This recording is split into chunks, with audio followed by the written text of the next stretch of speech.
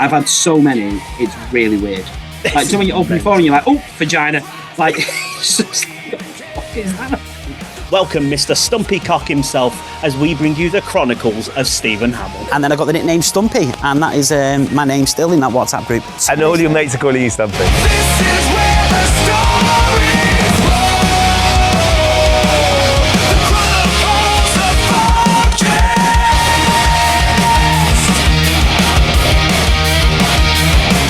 Ladies and gents, ladies and thems, this week's guest is a man who will help us tackle the big questions in life. One of them being, how many times will we say penis in the next hour? Our guest today is a man who's been through something genuinely life-changing, incredibly serious, and somehow managed to come out of the other side with more humour than all three of us combined. A man whose genitals are more famous than all three of us combined right now.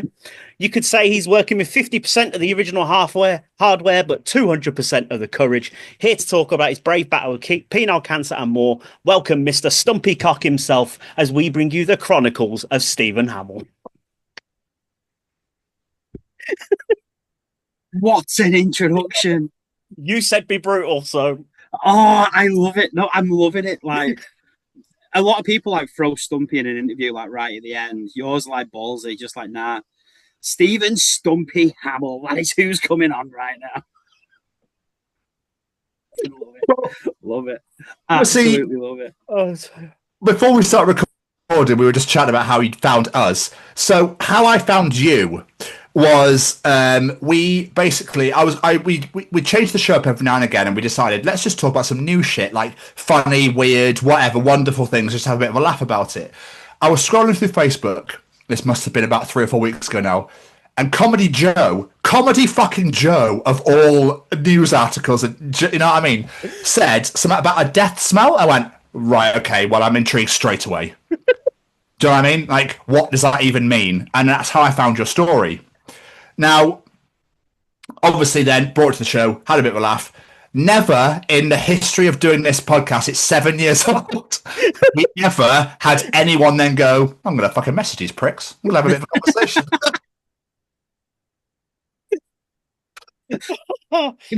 It was like 10 a.m. in the morning. I was just about I was getting to the work, I think I was. And then I listened to that. On the last bit of the drive, I was listening to it and I was just howling the whole time. And I was like, I'll reach out to these are funny. Genuinely, that was my thought process. Oh, we love it. Like I said, we literally went, oh fuck, we are done here. We're bollocksed. This is game over. Like like you said, here's the lawsuit. I'll see you in court. Thank you. Yeah. You wanted to piss out the cancer survivor, motherfuckers. Well, But your story was insane, and I genuinely had never ever heard of penile cancer in my life. Nope. Not many people do. So I think the stat is 8 out of 10 people don't even know penile cancer is a thing. So on my Instagram at the moment, I think I'm pushing on 3 million views, like profile visits. Oh, yeah. So by that stat alone, I've made I'm really bad at math, but 2.4 million people know that penile cancer actually exists. So like on that spectrum, that's massive, isn't it? Yeah. But I want to go back to your death smell point. Like, them news articles screwed me over, didn't they? They honestly made it sound like I was last in the Bonnie Blue queue. Like, this guy's just popped up. He's got his number 1028. He's had his turn. He's come off and he's got some knob rot. Like if you didn't read the article, that's exactly what you'd think, wouldn't it? And it's just, I was reading it going, the amount of people on this planet now, especially like Lab Bible. Lab Bible gets like 4 million views. So I'm walking the street going, do they think, because I have people looking at me, I'm like, do they know the real story, or do they just think I put it in Henry or Henrietta? Like, what's the thing here? I've had a few people brave enough come and talk to me, and I just make it awkward. I find it hilarious. I'm just like, what? My cock? Dead laugh. No, you can't see it here. No, you can't give it a sniff. It doesn't smell like that anymore. It's not like that anymore. It smells nice. Yeah, it's like this.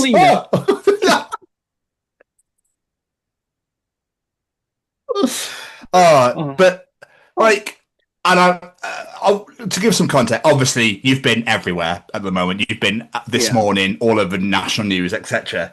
But and you've told this story a bazillion, gazillion times, but what the fuck actually happened? Do you want the short version? Boom, boom. Ah, nice. Here all week. That's why Comedy Joe posted my story. So basically, I was 26. I just woke up one morning, literally just woke up one morning, and my head was like 4 times the size of what it was like the day before. Mental, like no pre-symptoms, no rashes, no red spots, no nothing. Just it pretty just went, I'm here. And like, as any man does, you look down there and go, well, that's going to go away by itself. So I'm not whipping out my cock in front of any fucker.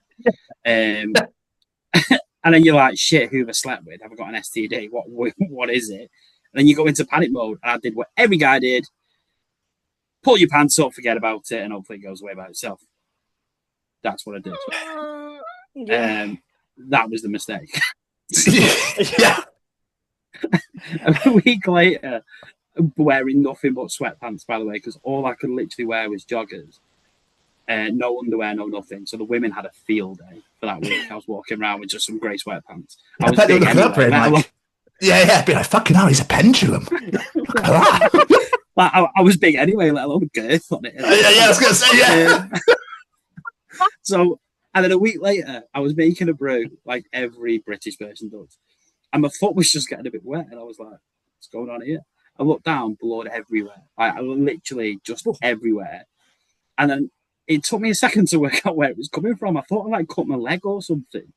And then I seen it just dripping out the head. And I was like, oh, that's not normal. And I think at that point I was like, this isn't an STD. Because if it is, it's one I've never heard of before. And I know I'm unlucky, but that's taking the piss. Yeah. So I was like, I need to get this checked. But I shouted my partner at the time, and she come running downstairs because obviously I'm not one to complain. And then she went, you got a nosebleed? I went, wrong head. Wrong head. Like nearly crying, like, I don't know what to do. And then, then I went to the doctors, and then the doctor, because obviously what you do then is anyone, you Google symptoms, right? It's the first thing you do, ask Google. And the Google literally just went, you've got penile cancer. You've got every symptom of penile cancer. And I was like, okay, this thing I've never heard of, I've got it, let's roll with it. And then the GP just looked me in the eye and went, yeah, you've got every symptom, but you're 26, so it just can't be. So here's some cream for some balanitis. Go and put this on for a bit, and we'll see if it goes away. And literally looked me in the eye and said I didn't have cancer. And then if a medical professional tells you don't have cancer, I'll promise you now, you don't ask twice. You just go, all right, pal, no way, sit a bit. Escape that one. Apparently I just don't clean myself properly.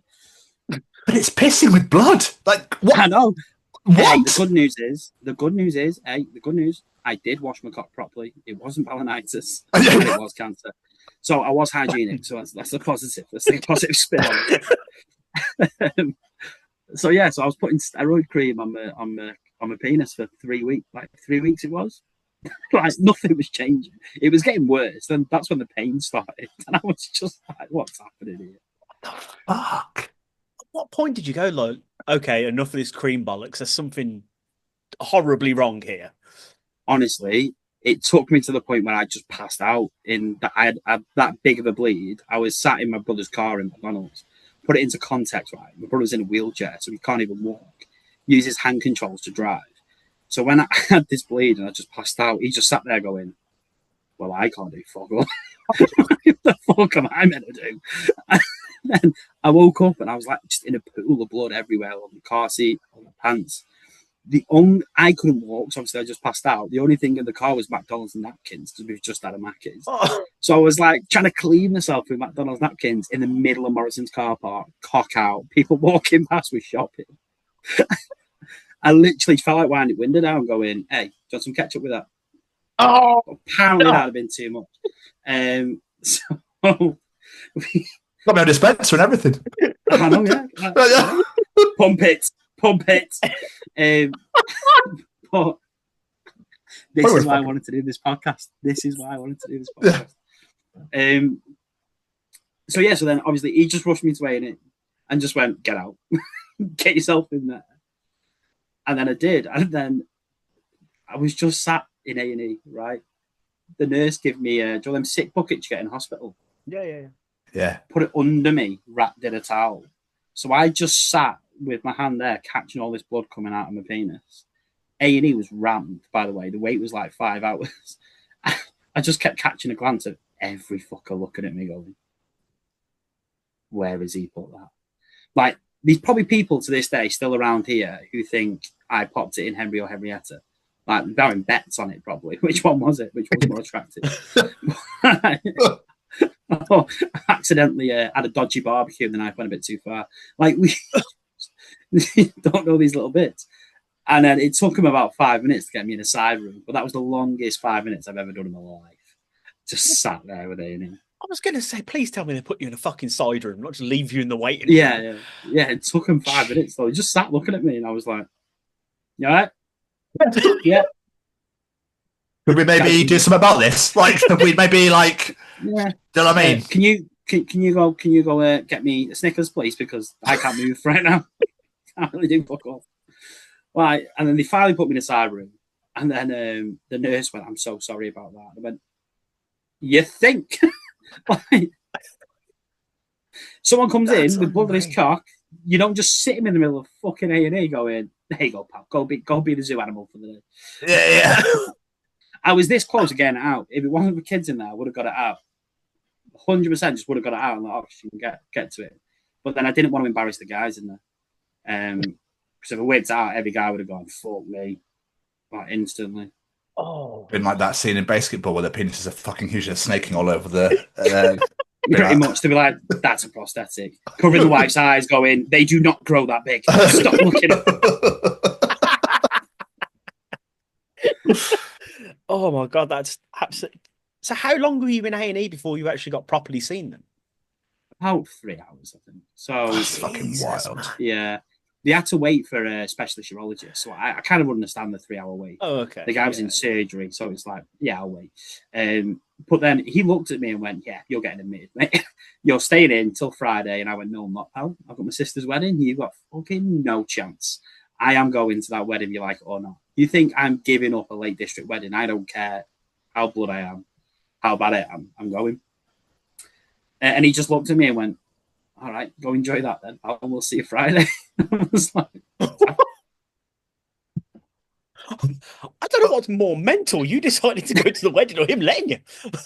oh, it was just, to be fair, in my head, I was just like, I'm going to this wedding because I still think I've got balanitis at this point. I just think it's a really, really, really bad case of balanitis. So I was like, sack it. So I found these incontinence pads for adults, like big nappies. I was like, I'm just going to wear one of them under my suit, go to the wedding. And I was in agony, but then me and Pink Gin got very close that day. Like I was hammered by 11 a.m. Like there's a picture this morning of me doing a speech. I'm like, I can't remember a fucking thing. I just sat there going, I remember the first line, which is, "This speech is going to be a bit like my sister, short, sweet, and not very funny." And then the rest is just blank. And everyone, I remember loads of messages the next day going, "That speech was amazing." And I literally went, "What speech?" I was fucking tanked. I was hammered. It got me through it. Loved it. Some of the pictures are incredible. It's great. Can't remember any of it. It was great. Did you talk to any like family or friends about this while you were still waiting to be seen? It's like my mum knew, my sister knew, my brother-in-law knew, brother knew, partner knew at the time, but the rest, I wasn't. It's not one of them where you just go, "Hey, I've got a really bad bacterial infection of the cock." I suppose. I think it's a quick conversation ender. That. Yeah, just a bit. All right, I'll see you later. Stay away from my pint now. You can have that. You've been too close. You're that weird uncle. Yeah. Just sitting there sniffing it, going, "Yeah, no, Johnny, please. Let's not talk to the man. Let's go over here. We'll go dance a bit." So yeah, it was just that everyone kept checking on me, but it was like, I was hammered. It was fine. There's a picture of me, right, with someone's kid on my shoulders. Who let their kid get on my shoulders? Because if I can't remember it, it must have been bad. And you know when you're drunk and you got a shirt on, a button comes off every time you get a bit more. Yeah. Mine's practically off. Chippy tits out, the lot. Just like ready to go. So who let their kid get on my shoulders? I've got no idea. I reckon you just told everybody about your dick. You must have done. When you hammered it out. Yeah, probably. Pass me the mic. Pass me the mic. Everyone, look at this. Drum roll, please. I remember waking up the next day and everywhere was just covered in blood. Like the floor, the bed. We had like a hot tub in the room that was just covered in blood. And I remember waking up going, what did I do? So I must have got back in the room and just threw it everywhere. But the blood just going everywhere. So I must have like just walked in and did my last ever windmill. Just like, blood just scattering. Like it was just mental. Oh, dude. I mean, I'm assuming you went back to hospital after this, right? So I travelled back on the Thursday and had an appointment on the Friday. So I just chilled, hungover on the Thursday, and then went on Friday morning to the hospital, to the urologist appointment. When they gave you that diagnosis then, and they said, we're basically going to have to take half of your dick off, like, was that a bit of a, I'm sorry, what? Sort of moment? It was, it's kind of further down the line because at every stage I just kept getting told, oh, you're a little bit worse than what we thought. You're a little bit worse. So when I first got diagnosed with cancer, he didn't even diagnose me. He just walked out. He took one look at the cock. This is honestly God's honest truth. If you see me on Instagram, it's one of the funniest stories. On that Friday appointment, he walks in and gets me on the bed, has a look, literally 30 seconds, and then goes, you with anyone? And I went, yeah, my mum and brother. And he went, sound. Okay. And then he just left, fucked off out of the room. And I'm sat there on my bed going, all right. My brother wheels in and just goes, you all right? And I'm like, I don't know. He just fucked off. And he goes, that's fucking weird, isn't it? And then he comes back in like 5 minutes later. So me and brother sat there for 5 minutes going, I've got no idea. He took one look and went. And my brother went, well, the smell's not that bad. He was fucked off because of the smell. He went to throw up. Went to go get 14 million masks before COVID was a thing. And then he came back in, and then there was a nurse behind him with a Macmillan badge, and I was like, oh, so that's how you want to tell me then? By reading a fucking lanyard? Tell me before you bring Macmillan in. Don't just bring Macmillan in and then go, so. Yeah. Ta-da! It's like a really shit bully special prize. This is what you've won. Fucking bollocks. Show the house, the yacht, the car first, and then bring that in last. So that happened, and he just went, right, you're off Christie's, which is like a specialist hospital. And then I got to Christie's, and they went, oh, you'll be fine, you're 26, you'll have cancer, but it'll only be a little, we'll have to do a circumcision. So they did a circumcision, and that's when shit went down. That's when they realised how bad it was. Fuck. It's just insane. How does getting a circumcision show you how bad it is, though? Okay, so remember the death, smell, and blood? Yeah, unfortunately. That was the cancer eating away at my penis. So when they took the foreskin off, basically, I've got nothing to like. Okay, it's probably this fat as well. To be fair, not this. That's what it's like now. So like here, it was like a big, massive chunk in it. Like it's been chunked off from the other side, like a shark bite, and that's where the cancer's just been growing and eating away at the muscle. And that's what the smell was. So the death smell was death. It was my dead muscle, like just dripping away slowly, and that's what the blood was. So the doctor looked, and I went to. It was one of the Parnham on this morning. If you've seen this morning, that's the guy who I went down to surgery with. I woke up with the director of surgery, like the biggest guy you can get in urology, called Sangha. And the nurse went, yeah, you're on the ward. And I was like, how long have you been down for? About 4 hours. I was only been down for 30 minutes. And she went, yeah, let's wait for the doctor, shall we? I was like, fuck. So and then Sangha looked me dead in the eye and went, yeah, this isn't good, mate. Oh, shit. I went, what do you mean? I'm sat next to my sister and my brother's up behind me. And he just went, I just need to draw a picture. Can't explain it. So he drawn me a picture with where it was eating away at. And I just looked at him and went, okay, so what's next? And he went, well, first of all, we don't take that bandage off. And I was like, okay, so what are we doing next? He went, we're going to have to remove quite a bit. And then he went, but you are very blessed. So you are lucky. You should be able to function afterwards. But then he just turned around and was like, and the way he was looking at me and explaining it, I was like, so what do I do now? Because it was the first time in ages I woke up with no pain. So what he's done is filled that massive gap with like strong painkillers, like glue type thing to keep it structured. So I was in no pain for the first time. This was amazing. So in my life, I was like, oh my God, this is great. Can I just keep it like this? Like, don't chop it, just keep it like this. And he was just like, no, we have to chop it. And I was like, okay, tried. And then I went, what do we do? And he went, well, you got your surgery in 2 days. That's how quick we wanted to do it. Circumcision, let it recover, chop off in 2 days. And he went, go home, have a great weekend, because your life's going to change dramatically after that. And the way he was looking at me, it was at that moment I went, I'm dead, I'm dying here. And then, yeah, it wasn't long after I got told I was dying, pretty much. Fuck, man. Like, how do you like sort of react to that sort of, you know what I mean? It's like, because it's what makes us men, isn't it? That, and then a lot of people always like shy away from that sort of thing. It's like, well, that's what makes me, because, you know, this is how I create life and this is how I urinate and that sort of thing. And it's like, what was the initial process of like, well, fuck? I think because it was followed by you're gonna die in less than a year. I think it just took all the effect away, because it was like, oh, great, fucking great. Can I have one last wank, please? Like, it's no idea what's going on. So, but even that, even being told you're gonna die, like people go, that must have been a really bad thing. I was like, what was it for? Like, when you get told you're gonna die, there's not much you can really do, right? It's like, there's not a witch round corner is going to give me a life less, like an extra love heart, it's like an extra life. No, we're not in GTA. Like, it's not going to happen. So you just got to accept it. So I was just like, Sam, so what do we do next? Like, sack it. No. And then that's when he told me through the process. It's amazing that you know, I think some people, or most people, probably like, well, that's it. What's the point? Fucking might as well this, that, and the other. You know, what's the point? But you've just gone, yeah, right, cool. So I've got this long. So what can I do within this period of time?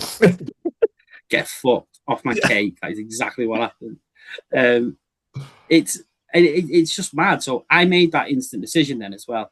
I know it's been funny. This is the deep part.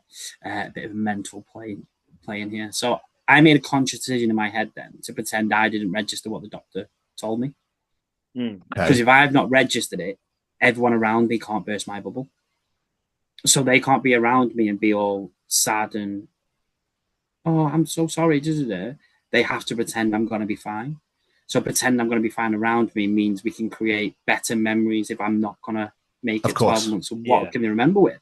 So I made that conscious decision. The funniest part was my mum got that panicked that I didn't know I was going to die. She told my nurse, and I've told my nurse, like, I do know. And my curtains were closed, so my mum thought I couldn't hear. It's a fucking curtain, not a sound wall. And I heard her go, you need to tell him how bad this is. And the nurse went, he fucking knows. And then storms off. My mum popped her head in going, she's a bit rude. I was sat there howling in my bed. God, it was hilarious. So, and I wouldn't change that conscious decision either. It made life so much more fun because I knew how bad it was. So I knew why they were upset and why they were like, and I was just like, what the fuck are you crying about?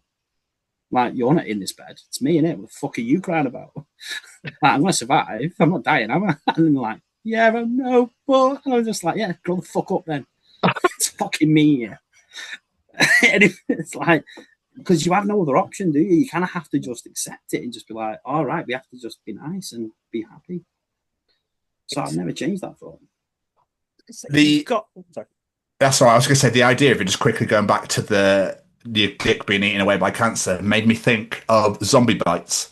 When a zombie bites somebody in a TV series and they amputate at the limb straight away. That's the first thing came into my head. Oh, practically, yeah. Because they need to cut the cancer away before it spreads. Yeah. So they need to do it as quick as possible. I generally thought it was just like a TV movie thing. I didn't realise that was a genuine. I must be a moron. I didn't know you could lose half your cock due to a medical reason, mate. No, again, neither did I. And that's what I find mind blowing. You learn something new every day. Yeah, I do. Thanks, teacher Steve. It's like when I was a kid. Go on, sorry. So, I was just gonna say, yeah, you heard us on the show. Like, how the fuck does this work? Like, we were baffled. We just could not work this out. So I've done an Instagram video on it. I got a jumbo chippy sausage, literally, and I sat there. This is one of the best. I loved this Instagram video. Loved it. Didn't perform well, but I loved it. And it just went. You want to know what it looks like? Here we are. Just snapped it off and went. There you go. Then took a bite out of it. Then winked at the camera. And then closed it. Did they have to like mold you a new head then? No, so they offered me reconstruction, right? But I was very big, so I'm left with still big. So I'm not big, but I'm still average. So if I did the reconstruction, they'd have to do a skin graft and sew things on, and the sensitivity might go, or I might lose feeling. And I was like, "Fuck that! Before I live life with half a cock, I at least want to feel something." Good man. Yeah. But at this point, I thought I was dying anyway. So I was like, I'm not fucking going through more surgery, more recovery. Yeah. When I'm gone in 9 months anyway, you can fall right off. So, sack that. I want to live. So it's just like, I made that decision, and I'm so glad I did, because, however, it does lead me on to probably the funniest story of the cancer. I mean, this is the funniest part of every. Like, it still makes me howl to this day. So, 2 weeks after chopping half my cock off, right? They were worried about me having kids, because they said I can't have kids. So they wanted me to go to a sperm bank and play with myself until I ejaculated and test my sperm. 2 weeks after having half my cock chopped off. But because it was 2 weeks, I had to have a nurse watch me. Oh my God. So I had this, and you're probably thinking instantly American Pie, Joey just a finger up a bum, like, what am I like to arm? No, this was like a 65-year-old nurse. Sat there with one of them medical wipes and a refuge bin. And every time she seen blood, she stopped me, wiped it, put the tissue back in the bin, then carried on watching me intensely like a hawk. The fuck did you even get it up to do that? I accept challenges. I perform well under pressure. I was not stopping till I achieved. Granted, good half an hour. It was the longest wank I've ever had in my life. But I was just not stopping. I think I lost the erection about 17 million times. Like, you're not even allowed your phone in there, so I had to use like 80s porn mags. I don't know if you can remember what vaginas looked like in the 80s, but they're not this clean shaven, pretty thing now. It's like having a wank over a cat. It was weird. It was a weird life. With an old lady staring at you. With an old lady staring at me and me looking down thinking, where the fuck's the rest of my cock gone? I put all them four together. I don't know how I finished, but I did. I did. In fact, that was your first one as well. Just that. Yeah, like the first time I played with myself afterwards was getting stared at by a 65-year-old woman. I suppose you didn't go home and go, I'm doing this fucking properly now. Like, well, I got home, my partner was like, was the nurse attractive? And I was like, she was 65. And she went, yeah, but she's seen it before I did. And I was like, how are you jealous in this moment? Fuck off. Like, no. Oh my God, that's nuts. But it was just her. It was her having banter. She wasn't in any way. But I was like, it was the weirdest conversation. But you know when you get home and you're like, feel dirty. Yeah. Yeah. Like it was. I got home and was like, I'm into dogging, but that just took it a bit too far. Like, I'm all for people watching, but wiping it, like.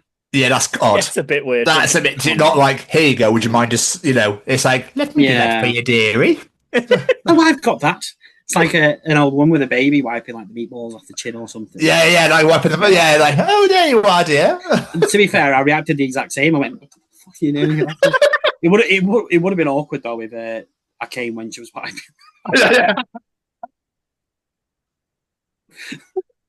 That'll teach her a lesson, won't it? Don't get too close. Yeah, We don't know how much this sprays anymore. exactly. You got your goggles on. Comes off like a cannon now. Less time to travel. You fly backwards. Cartoon Network side. Like Spider-Man now, it's weird. Oh, great. Less time to travel. Got me. The fact that when you actually ejaculated, though, that must have been like a thank fucking Christ it still does it. Well, no, because I was always going to be able to still ejaculate. It was basically what happens when, if you have surgery in your urethra, your sperm could go backwards. So your sperm comes out, but all the sperm cells retract and stay inside. Okay. So it actually just makes you infertile. So that's what they were worried about. So when I came, I was like, well, this is normal. It was the most agonizing wait for the results because they said, oh, we'll give you a call in 2 hours. And I was just like, oh, because I was like, well, I'm dying anyway. So, and I've signed a paper as well, by the way, that my partner at the time can still use it to have a child. So even now, she has the right to pop into that sperm bank and go, I want that, even though we've not been together for 7 years, 8 years. Yeah, so it's honestly mental. And then I got the phone call, and the woman on the phone went, I'm glad to say you've got double the sperm count of an average man. And I was like, so how the fuck have I not got anyone pregnant since now? Something's not right. Like, you're telling me I'm really fertile, but I've never gone through a pregnancy. Huh. And then she just looked at me, and then she, on the phone, she just went, I don't know. And I was just like, well, hey, your test results say they do. And to be fair, she was bloody right, because after cancer, I think of 4 people pregnant. I've only had 1 kid, but 4 pregnancies. It's less time to travel, more potent. Yeah, I was going to say, so it's like, yeah, it became like a super weapon in a way. Yeah. You got like fuck this all. kid survived. Did anyone give like absolutely insane or why? Because why does everyone turn to a doctor when there's an issue? So like, did anyone give you like some insanely wild advice? Like you'd be like, "What? It's my cock, not my foot." I got buy these crystals and put them in your house, and I was like, I don't know what voodoo shit you want to do, but the cancer's already there. Like, that crystal's not just going to rub on my bollock and be like, right, the cancer be gone. Like, it's not going to happen. And then smoke weed, you'll be all right. And I'm just like, yeah, you're fucking right, but take crack and I won't feel the pain. Like, how far are we going with this? It's fine. I got a needle for you right here. Yeah, let's give me some mushrooms. I might picture it back on again, and then we're all living life, aren't we? So it's like, people always do turn into a doctor. Like, even now, they're like, oh, the funniest one at the moment is, well, you should have cleaned it. And I was like, well, I did. That's why it wasn't balanitis. And then they're like, well, you shouldn't have HPV. And I went, well, I didn't. So, and then the funniest one is, did you have the COVID vaccine? I was like, fuck me, didn't know COVID was a thing in 2019. Here we I go. cancer in 2019. A year before COVID was even invented. It's like, yeah, that vaccine in 2021 made me have cancer in 2019. Fucking time travel, didn't it? No. Right, fucking pisses me right. I bet he thought he'd really got you then as well. Oh, yeah, look, I've got him here. No, I fucking got him. Oh, yeah. I'm going to white cover that now. Read the article, mate. It says back in 2019. Yeah. So, I don't know where the bat. No one at the bat in 2018, I think. Ozzy Osbourne, maybe, but not fucking anyone else. So it's like, COVID was not a thing. Pipe down. Kid a joke. Hate them people. Hate it. Honestly, really do. Don't like it. Fucking nuts. Yeah. What did the recovery process look like though? Because obviously, I doubt you just left hospital and like, hey, let's go. We're fully functional.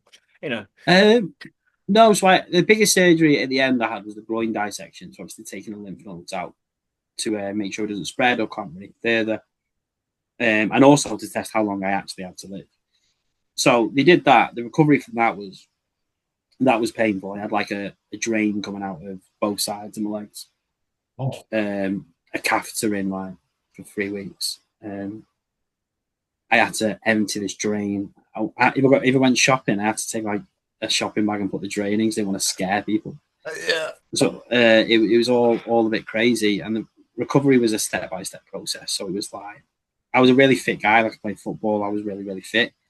I couldn't even walk up 3 stairs like without nearly passing out. Like, it was brutal. I went for my first walk, right, and I walked to the end of my drive to the nearest lamppost, and I just looked at my sister and went, "I'm fucked." And she went, "All right, let's go back." And then we got back, and she just laid me down on the couch, and that was me for 9 hours. No. Jesus. Then I woke up going, "Wow!" Like, so the recovery was so long, so drawn out, like 3-4 months of me just like edging a bit further, a bit further away. And then I finally got there. All right, I can now move a little bit now. I can do this, I can do that. And then, yeah, we got there, but the physical side of things was a rough recovery. The mental side, I've only just recovered from that one. It's been like a good 7-year journey. That one. That was gonna be my next thing. Was like, how long did it take to just process all this? Because it's a fucking one hell of a thing to go through. So people always get shocked when I tell them this, like everyone. So if you've seen the This Morning interview, I haven't watched it now. Kat Deely goes, "So how does this affect you?" And I went, "Doesn't, I'm sound." And she went, "What?" Because she was like, being told you're going to die, how did that affect you? I was like, "No, sound, what are you on about?" And then she was dead shocked. And then I don't think people realize. I think when you tell people you being told you're going to die, they instantly go to, "Shit, I'm depressed, I'm going to die." Yeah. It's the opposite. It's what I got was, all right, I've got 8 months to go. Let's go. Like, I can't change it. I can't move it. Mm. So there's no point dreading it. You might as well just enjoy what you got left, right? It was being told I was going to survive. That's when I was lost, because all that stuff I've just been through, all the trauma, all the pain, all the memories, losing half a penis, I now have to live with this. Like, I didn't have to live with this before. This was just part of this really horrible nightmare story where the guy dies at the end, right? Oh, no. I've now got to live with it. So now I've got to process how to get through and navigate things. And I just broke up with my partner as well at the time. And it was like, how the fuck do you date with half a cop? Like, the NHS don't give you a letter for that. The NHS don't go, "There you go. There's how you tell people." So everything was all really, really weird. So learning how to adapt, and I'll be honest, I ran away. So I booked the first flight to Hong Kong because the stereotype in Asia is, so I thought I'd fit in. So I went straight to Hong Kong. I can 100% to everyone out there, that is a lie. Dare I ask how you know? So, because I played football over there, so everyone gets showers and stuff. So, and I can promise you now, if you thought I was being racist, saying I went to Hong Kong and ran away, I'll back them, because it's a lie. Well, the guys I knew anyway. So then I kind of just didn't deal with it either, because I just went, right, I'll just move over there, be fine. Then I came back, COVID happened, so then you have to deal with COVID and all that stuff. And then I come out of COVID, had my son, so it was like, okay, now I'm a dad. I've still not dealt with this stuff yet. Everything was still a bit weird. And then it was only recently, actually, where I kind of just, when you sit yourself down and have a chat with yourself, and you're like, right, what's going on? I realized I was overcompensating in every other aspect of life. So, like, in a relationship, I'll overwork, I'll overtry. Even when they're pulling away, I pull myself forward because I'm less of a man. So I need to compensate of being that amazing, really nice guy. Where in reality, I am a really nice guy. But if someone pulls away, I need to let them pull away, right? They're not choosing me. So why am I continuing this? Yeah. And then it made me realize, hold on, I'm actually not over this. I still think I'm less of a man for having half a penis. So I sat down and I watched Naked Attraction, right? I don't know if you've seen that show. Yes. There's a lot of penises. But it made me realize what the penis size is usually like. So, because in my head, I was like, I'm now really small. I've got a heart. It's not going to work for anyone. It's not going to be enough for anyone. Why? So every woman I was with said, no, it still works. It's good in the bedroom. Like, you can still use it. But I always thought it was just being nice because I had cancer. Like, how would you tell a cancer patient you're shit in bed now you lost half a cock? Like, it's hard, isn't it? You can't really do it. No. So I always thought just in that mind process, but then I watched Naked Attraction and I realised, hold on, I'm bigger than some men out there. like there was someone on there and I went, I'm bigger than that. And then that got kind of in my head again. But then I had a chat with my brother and I was explaining this all to him. And he went, so what's your issue? And I was like, I feel like I need a wife and I need this happy family because that's what you get told when you grow up, right? Grow up, get a job, find a wife, have a baby, have this family life. And then in reality, I'm like, hold up a minute. I've got my son, I've got my family. A woman doesn't have to be a part of that. And if a woman does come in, they're lucky to come in. Like, I'm not an ugly guy. Like, I know I'm not aesthetically six-pack ripped, turkey teeth, like all that lot, but like ice gem haircut, the ones where it's shaving on the sides and a little ball at the top, like looking like mini ice gem biscuits. I'm not one of them. Thank fuck.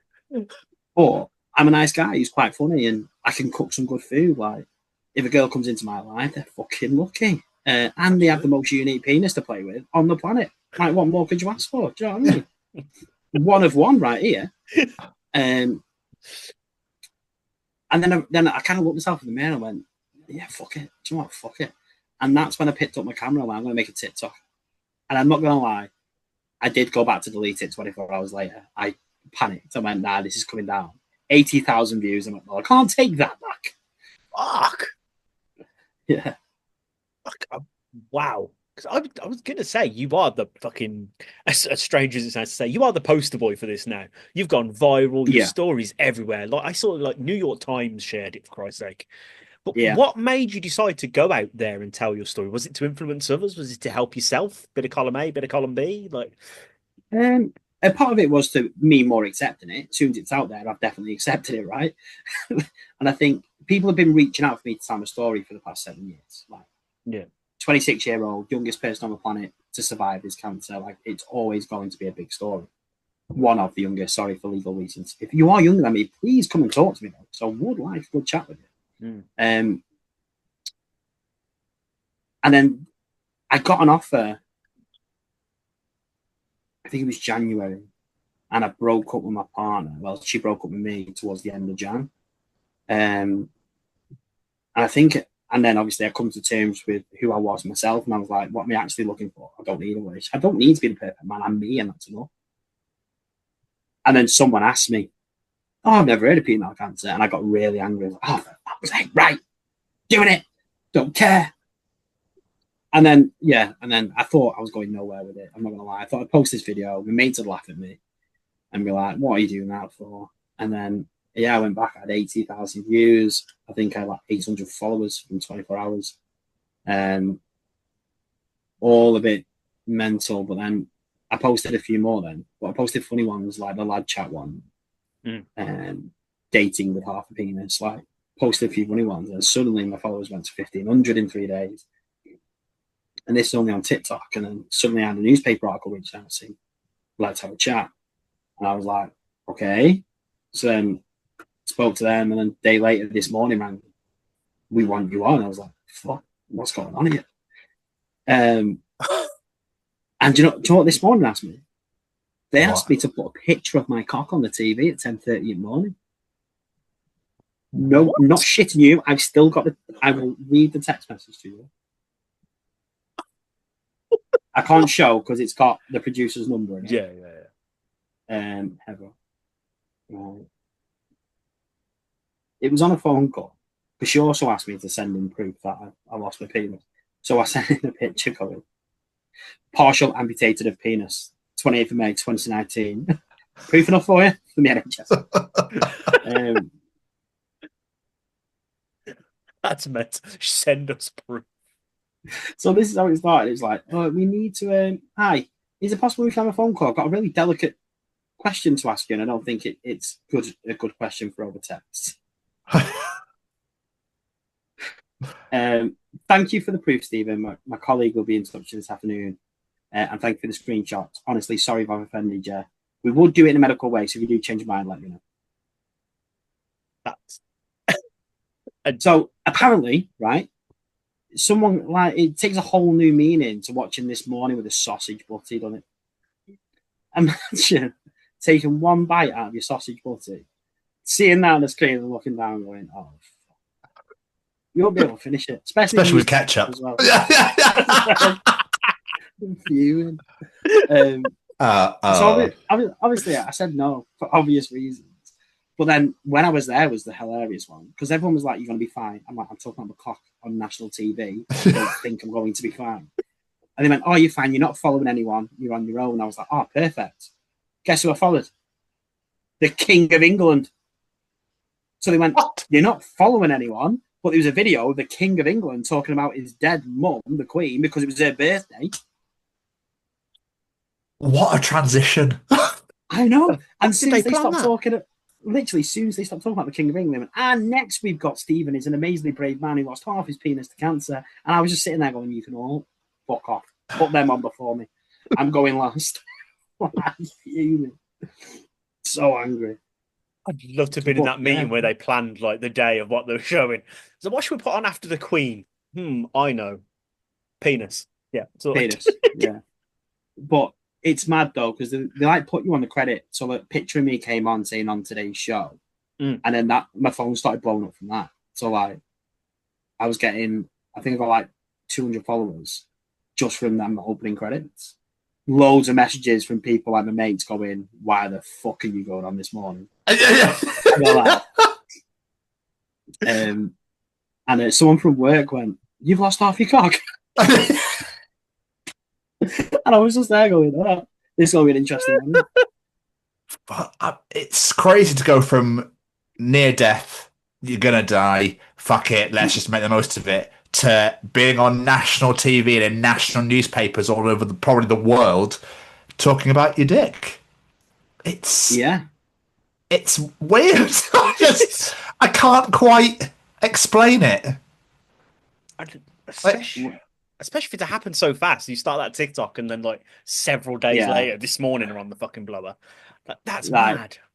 4 days in, This Morning was on the blower. BBC run it the day after, and then we're having like a fight for exclusivity. Who's going to get the story? Obviously, because ITV contacted me first, I chose them. But then, off the back of This Morning, the Sun newspaper reached out to me, and I was like, "I'm a Liverpool fan. Don't like the Sun." I was going to say, yeah, don't like the Sun. But then, so I gave him like unrealistic stipulations, thinking they'd say no. They fucking didn't. So the stipulations were, in the health bit, nowhere near the news bit, only the health bit. That's all I want to be in. You have to pay me blah, blah, blah, blah, blah amount of money. Think it was unrealistic. And then you need to tag my socials in your news post. Thinking it was so unrealistic, you wouldn't do it. 30 seconds later, she went, "Yeah, that's fine. I'll send it over now." And I was like, so in my head, I'm like, yes, I've just made a boatload of money. And my socials getting tagged in it, and this is great. And I went, it's in the health bit, like, you have to be factual. Yeah. So I wasn't really bothered. But then I was like, "Oh, they're just going to whack me on the front page, just to be like, come see his story on page 28. And they did. They did. Oh, of course they fucking did. They did. But they did give me a 2-page spread. So you open the whole paper, just my face everywhere. My gran's got it framed. But it's not got a pop of dick in it, has it? It's me healthy now and me with cancer. What a transition of your grandson there. Oh my God. This is when he were dying. Look at that. Look at state of him. This is when he were dying here. Fucking unbelievable, that. Tubes coming out of him and everything. Poor guy, isn't he? But guess what? He's survived, and it's what he looks like now. Bit chubbier. But change room's going to ask her, what the fuck is that? Documentary coming out for Stephen. We're not going to my grand's house, not happening. Not looking at that wall. Not a chance. But what really made me look when we were originally having this conversation, like, you've had some mental people come into your DMs and things like that. Were you telling us that you were offered to like join an OnlyFans and offered money to do a porn film and things like that? Still getting offers now. That's nuts. And I mean offers in very high figures. So it all started off with one OnlyFans creator reaching out saying, I want to do a scene with you, I'll pay you $5,000. And I was like, very tempting, but no. But do you know when the women look that incredible, you're like, you don't need to give me any money here. Just don't put a camera in my face on the sound. But no, she had to put a camera in my face. So I was like, no, can't do that. Sorry, Bob. Am I allowed to say this? I can say this. The most recent one is from a top 1% adult actor. Like, the top. Not aware. The top. Fucking hell. And I've been offered like a collab deal, which will see me earn close to 7 figures in a couple months. Fucking hell. Yeah. The numbers that they were throwing out there, like, because like, if you put it in perspective, if I did a scene with a famous adult person, right, the sub traffic of creating like an OF or anything after that to come and see how it works, how the cum shot works, how it looks after, how it all functions, you're talking in the millions, right? Of people just wanting to see how it looks. Even like people who are just curious. You put a £5 subscription on 1 million people just paying once just to see all the videos. 5 mil. Take the cuts, you're talking about 2.5 mil. These are the numbers they were throwing at me, and I'm just sat there going, oh my God, I'm so close to saying yes here. Like, oh my God.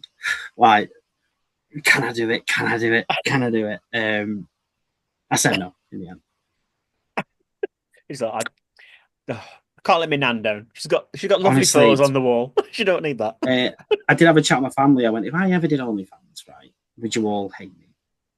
And they all went, nah, we just won't go on the street, yeah. I'll take that. Take that. House parties for the win. So let's do this. End of the day, though, man, it's like it's so more talked about now. There's so much more like sex work and stuff out there. Like it's not really a taboo anymore, really. So in my head, right, I was like, if you do it in a medical way, so like this is where they cut, this is how it still works, this is why it functions like this. What am I doing wrong? Like, I'm pretty sure my job can't even sack me at that point because I'm still raising awareness. Do you know what I mean? Until it physically gets put into another person on camera, then they'll be like, that's the line crossed, pal. Right. They're waiting, like, just to take that. Is it going? Is it? And they've made contact. Yeah, good. Yeah. Dismissal letter sent. They've got their own video, slow-mo. And they'll probably be in a disciplinary. I'll be like, well, how do you know it went in? Yeah, exactly. Yeah. What are you doing in your spare time? Well, Mr. Hamill. What you'll find is, I think you'll find that, So anyway, moving on. yeah, we're not sacking you. Go, just leave. Yeah. Thank this you. conversation never happened. I'll just get out in front of them. Like, do you want to see it in real life? I'll keep the job then, right? We'll give you a pay rise if you do. But again, it's one of them where I'm putting these weird things on Instagram. Like, obviously, I told you just before we started filming. I'm just going on my Instagram now to see if I've had any others of the questions in. Oh yes. Oh, I have. Okay. How naughty can we get on this podcast? As much as you want. Naughty as you like. Yeah. Okay. So basically for everyone listening or watching, if you go over to my Instagram, I do it quite a bit now where I'll put ask me anything you want or confess anything to me, and it comes to me. I can see who's wrote it, but no one else can. So I've had loads of weird ones. I had one before which I was telling the lads, which was, can you still nut with your new PP? And I went, yeah, of course I can. I've got a child now. And he replied to me going, can you nut on my face then? And that was one of them. This one's even worse. So I've just used a tape measure. 9 inches is very long. 4.5 is just as long. Have you still got the girth? If so, I think you would rip me a new one. Shall we try? Question mark. So, on the OnlyFans note, I think we'll be all right. I was going to say, it doesn't seem to have hindered your attention, shall we say? Because like the ones you're putting on your stories earlier was like, you're so fit. Things like that. Like, you don't know how attractive you are. And I'm like, no, I don't. You need to go Specsavers, pal. I've got a dad bod and chippy tits. It's not funny when you can cut breasts like I can. Like, that shouldn't happen. Like, do you know what I mean? So I've got all this, but then I've got people messaging me like, just going, oh no, dad bod and chippy tits for the win. I'm like, each to their own. And people are like, is this boosting your ego? I'm like, no, it makes me feel people are weird. Like, just because I'm not an ugly guy. Like, I won't put myself in the dog ugly category. But some of the messages I'm getting, I'm like, I'm not that good looking. Like, do you get the opposite end of the scale? Do you get people that reach out and be like, holy shit, this has made me do this, I go and get myself checked out, or this has, made me want to talk more about what I went through, or anything like that at all?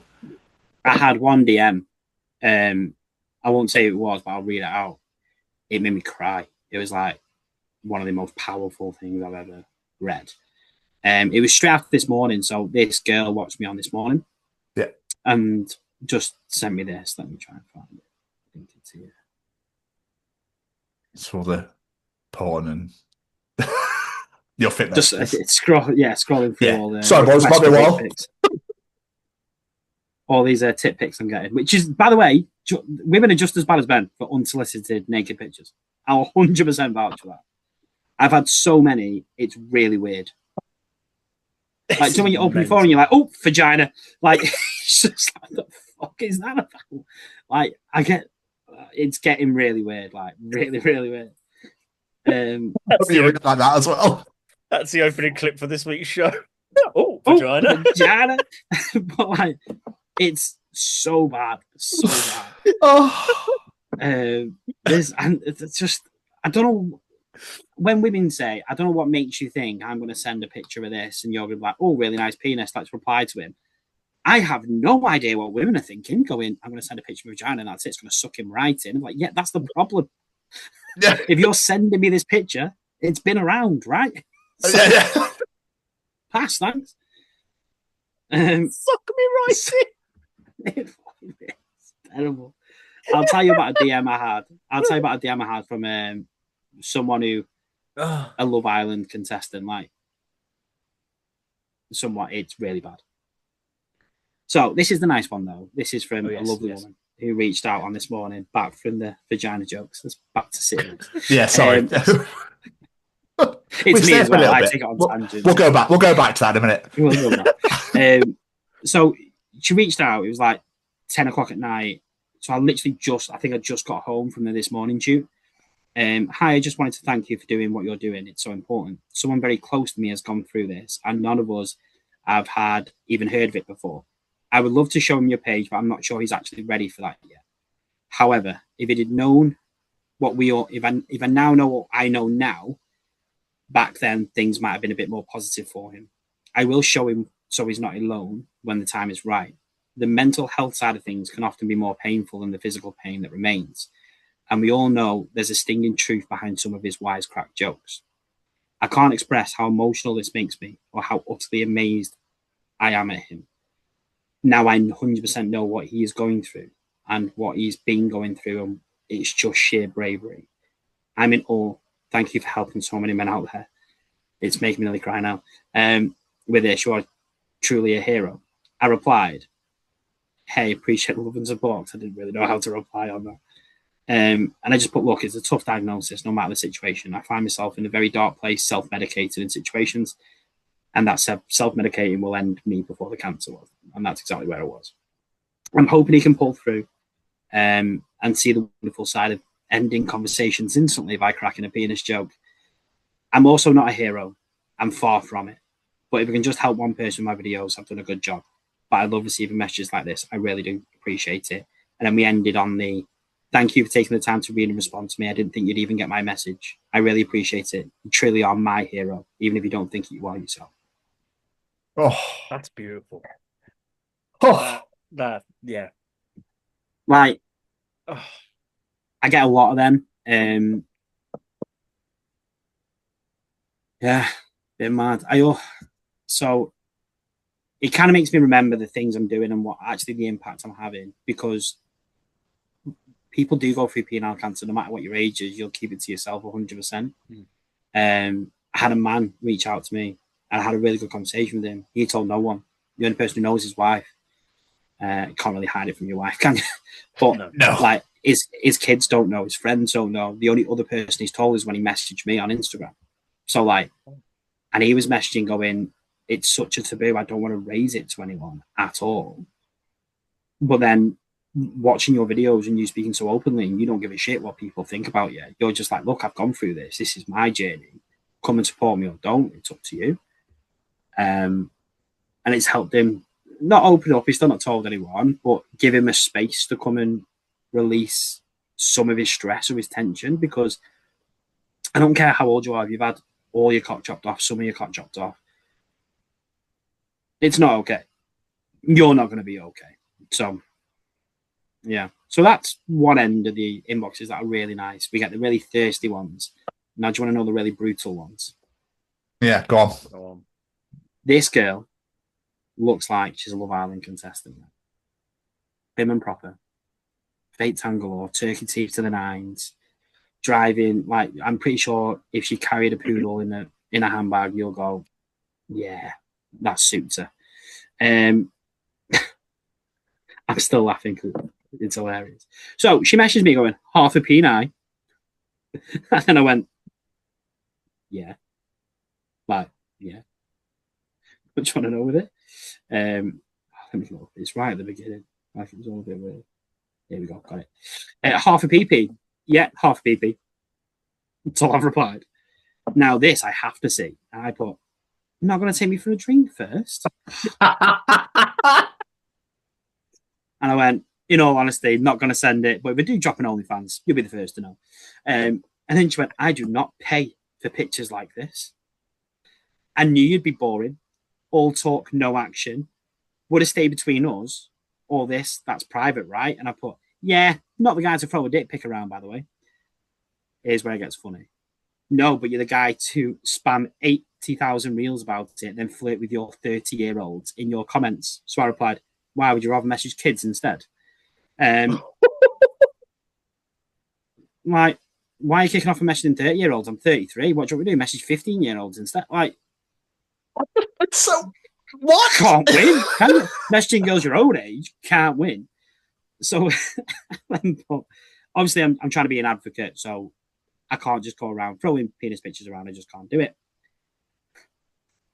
Yeah, but you're going to flirt with every girl in your comments. Okay. Tomato, tomato. Anyways, this was fun. I'll leave you to hit on your middle-aged women. So I replied, how do you feel that middle-aged women have seen my penis, but you haven't? God, that just reeks of jealousy, doesn't it?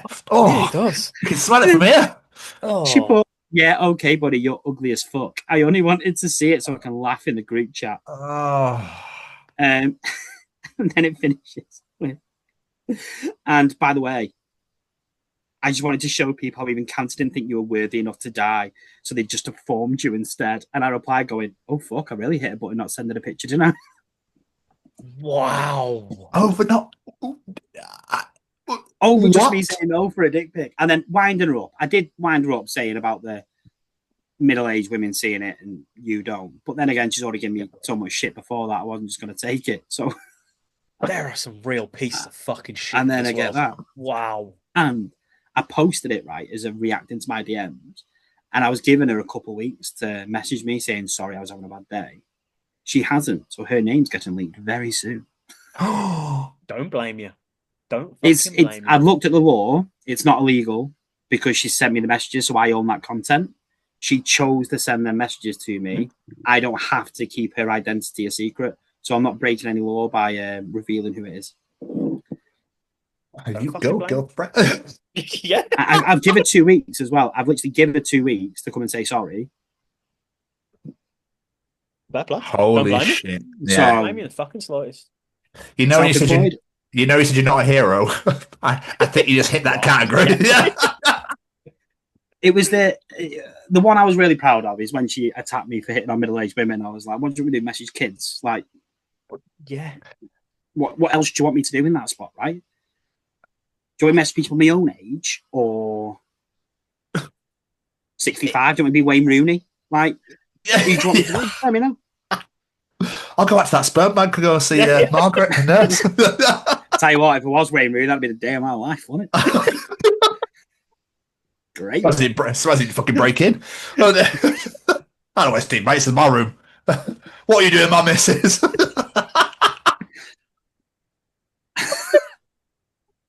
You got me. What really made me fucking laugh though is so I called my mum and told her what was going on because I found this all insane that you reached out and that we told her story and stuff about it, and I was like, you'll never guess what's fucking going on. Anyway, last week she sent me a post from OK magazine and she literally said, "Son, is this your penis guide?" But it wasn't. This is the story of Alistair Munro, who's come out. He's on BBC Two last week. He was on. He was the other day, yeah. Do you? I feel that you now talking about your story has now made other people start going, yeah, well, you know, I want to tell my story too. But he's gone for BBC. So his would have been a lot before me, right? Because I didn't read his story. I don't know. So it's just had penile cancer. It was a partial penectomy, what they did with him. People, like, I got 1,000 DMs going, "Are you watching this?" I went, fuck no. I have to live with what they did with me. I don't want to watch it. Like, fuck off. Don't be reminded. I've been there. I look down and see what they've done. I don't need to know how they got there. I don't want to know the conversations they had over my cock. I do not want to be there. I'm just passed out on the bed. And they're like, "Oh, he's a big boy." Chopping off. Like, I don't want to know that. No, leave me alone. It's fucking humbling. Okay, that's what do they do when they take it off? Do they look at it going, like a golden chalice or something? Like, what knows? Nah, I'm all right. I'll pass. I will pass. So it's just like, nah, I'm good. I'm really good. But his story, again, he's an older guy. All the stories have been older. So there was a few people who told their stories. One of them reached out to me and said he did an article with one of the newspapers, like the Mirror, I think it was. They did his story like 3 weeks before mine, but they never. It was about to launch, and then mine launched. So the Mirror just went, "Oh no, we've like did the interview with me, then launched it the next day." So I kind of like jumped his queue. Like he messaged me going, "I thought it was my article, but it was about you," and I was like, sorry, mate. You just asked for my article. Like, no idea. And then that's when I realised I'm the poster boy here, aren't I? Like, I am the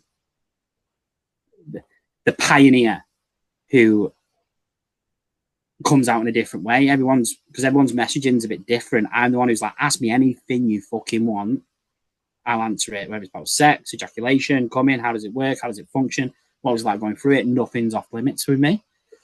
So I think the media's picked up on that and just ran with it. But yeah, I felt sorry for him because obviously he would have been dead excited that he did this interview and he's coming out, and then the Mirror just went bang, no, Stephen's first, which bit of a bummer, really. But again, he was an older gentleman.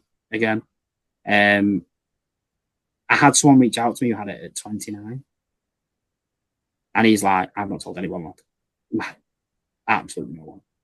And I talked to him. I'm quite close with him, so like we message all the time how we're feeling. I was acting, but he kind of went through the same sort of journey as me, just less of the extreme symptoms. So these younger people, I get it. Like 35-year-old reached out to me, 32, 31, 29.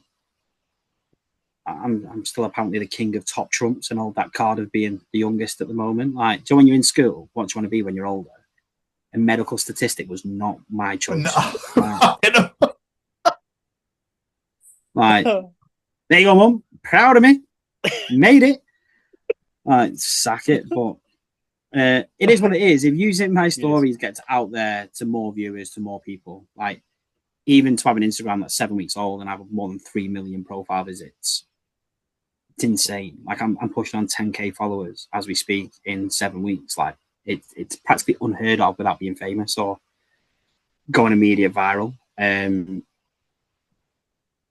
Especially for me, because I literally just crack jokes and tell emotional stories. That's all I fucking do. I don't do dances or anything like that. I don't get my tits out. Or that might make me go viral.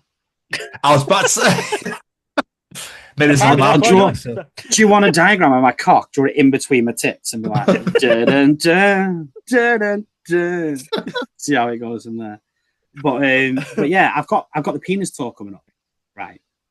So I'm traveling around the cities in the north. I'm gonna wear a billboard. Go in, guess what cancer I had. You've got 3 guesses. And if you get it right, you get a bottle of Prosecco. Obviously, they've seen my story, they'll get it right. But I'm guessing 9 out of 10 people who haven't seen my story won't even guess what I've had. But then I've got the top trump. I've got a dildo, a 9-inch dildo I've cut in half. And I've put it in a jar and put Steven's jar so they can physically see how much I've lost, like, in person. Just in the middle of like Preston City Centre, like park up outside Town Hall.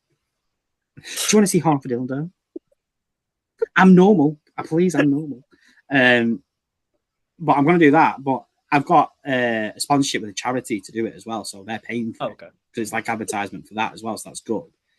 But then I'm also going to throw in there the before and after reactions, because I've got pictures of the before and afters, like what it was before, then what it's like after, and I want to get people's reaction to it as well.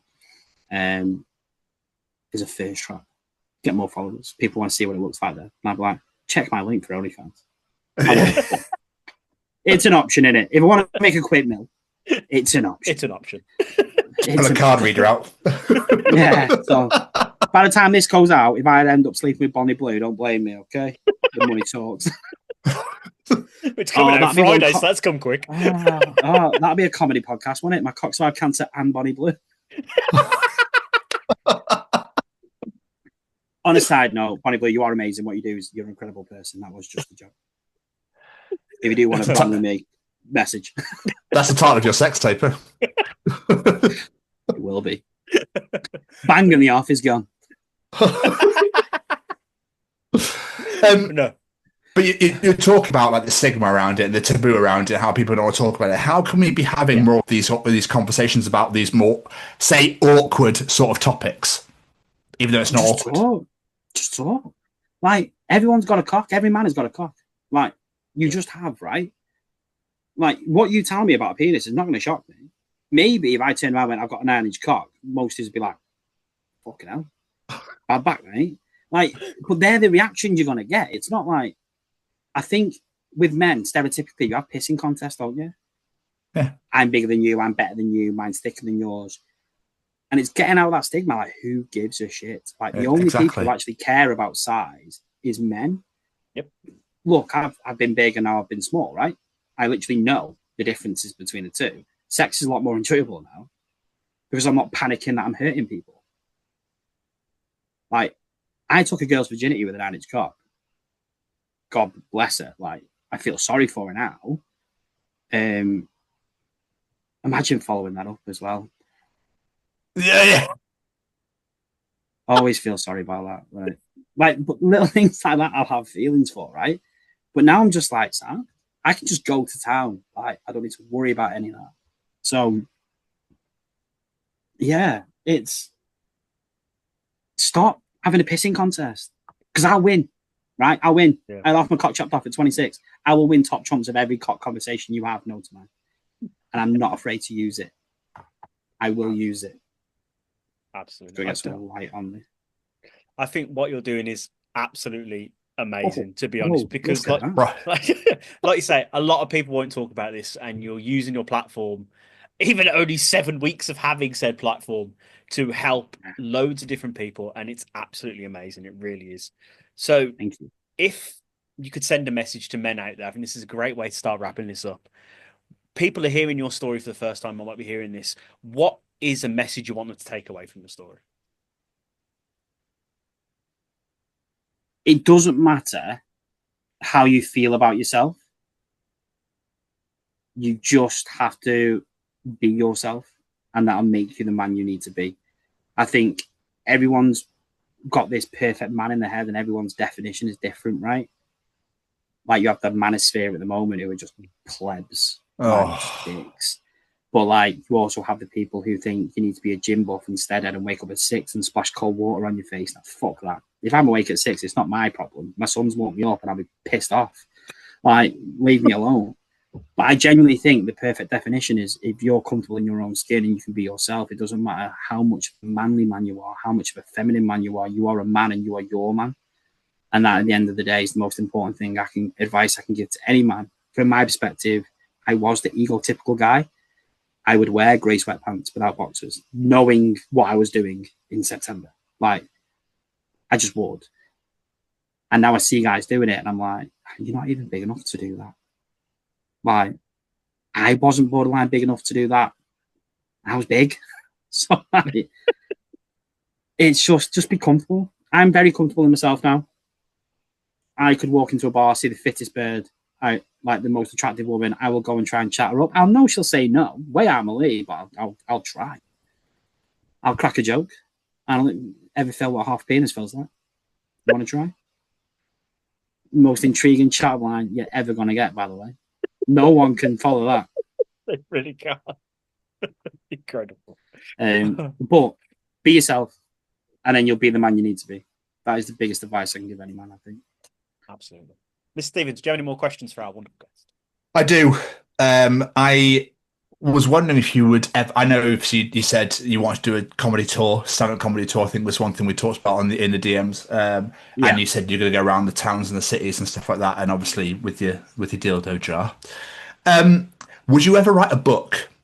Before you answer that question, I've written you a title. Oh, God. Go on. Okay. So if you do write a book, can you call it What Doesn't Kill You Makes You Shorter? I've never been so proud to have you as a co-host. That is fucking beautiful. The worst bit is, I read that in tune. So you were reading it, and I was like, "What doesn't kill you makes you shorter." That could be my theme tune coming out of the it could. tour if I do one as well. Oh my God. Right, don't copyright it. I'm going to do it for you. I'm Robin.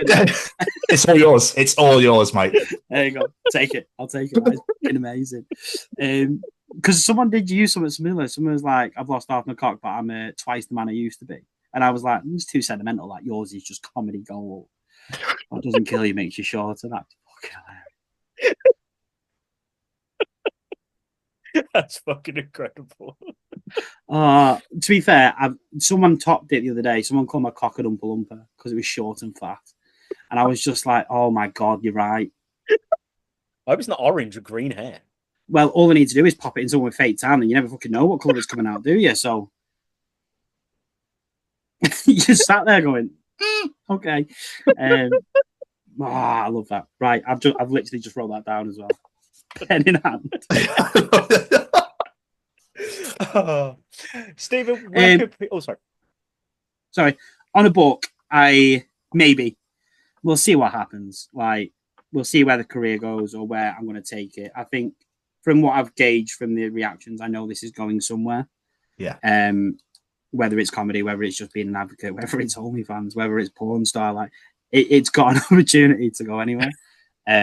So I think a final book at the end, like my retirement fund, just be like The Life of Steven. It's a weird one. It's a roller coaster, a lot of ups and downs and cutting offs. It's just gotta be there. So, strap yourselves in.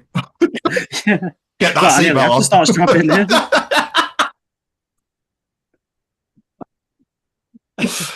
I might do a mold and start selling it as a strap on. Do like a mold and like Steven's prosthetic. Let's go. Steven, where can people find you out in the world? Plug social medias, whatever it may be. Instagram. I'm on Instagram, The Real Steven Stories. I'm over on TikTok, Steven Hamill Stories. Instagram gets the same videos as TikTok. The only benefit, if you like, I go live a couple of times a week just to have a chat to the community. It's very more mental space there. So a lot of people join who are going through cancer doing that, and we support each other a lot. Instagram's the more funny side of things. So if you want to hear me crack jokes and post weird stories like my reactions, then Instagram's the place to go. But apart from that, yeah, Instagram will be where all the links get posted if we decide to do new things. Incredible. This has been absolutely amazing hearing your story. I really appreciate you reaching out to us, wanting to come on. It feels weird to say this has been so much fun considering what we've been talking about, but it has. So I've had a great time. And by the way, I've gone darker and darker because I was using natural light. It's genuinely like death is taking me back in 2019, isn't it? Like, certain amount of time you got left, I'm just going darker. Like a scary movie. I thought you were the new head of Red Dwarf. Oh, mate, it's hello, people. But I like it because it's this has been like I've done a lot of media, right? I've done a lot of media. I've not done one where no holds have been barred before. And I can just I've laughed from start to finish. It's been a great time. So I'm really glad I reached out. I'm really glad we connected and we made it happen. Yeah, 100%. We like I said, we did shit ourselves, but we were thankful because I didn't open the message, and I was like, "Fucking hell, Jack." Because Jamie was like, "Have you seen the message?" I was like, "Yeah, I haven't opened it yet." And he goes, "Read it, it's fine." And I was like, "Okay." I was thinking you were going to come down here, because like we like to have fun and have a laugh and have a joke, but at the same time be also like, but this is shit. Make sure you actually go and get checked out. Yeah. Like, make sure you actually do it. But let's have a bit of a laugh at the same time. Oh no, and that's the best way of doing it. Where are you guys based? I'm in Birmingham. Sadly, I'm down in Camberley, Surrey, just below Reading, west of London. Oh, the shit part. Yeah. So I actually I was in London, but I met my missus who lives here, so I moved here, and it's all right. Oh, okay, this got missus though. That's a little flex, isn't it? Met my missus. Yeah, sorry. But I wasn't trying to rub that in or anything. Jamie, don't tell him. I was totally. It's all right. The 65-year-old did that for me back in the day, so I'm all right. Yeah. So I'm in Birmingham filming on Saturday. Oh, amazing. The part of the penis tour, the before and afters, where a few of us are going out and get a drink like influencers. Well, I'm not an influencer, by the way. I'm really not. But a few of them are. So we're going out for a few drinks, and I'm just going to walk up to people saying, "Can I interview you for a second? Do you want to see what half a penis looks like before and after?" Can you just sign this non-disclaimer, though, that you won't tell anyone about it?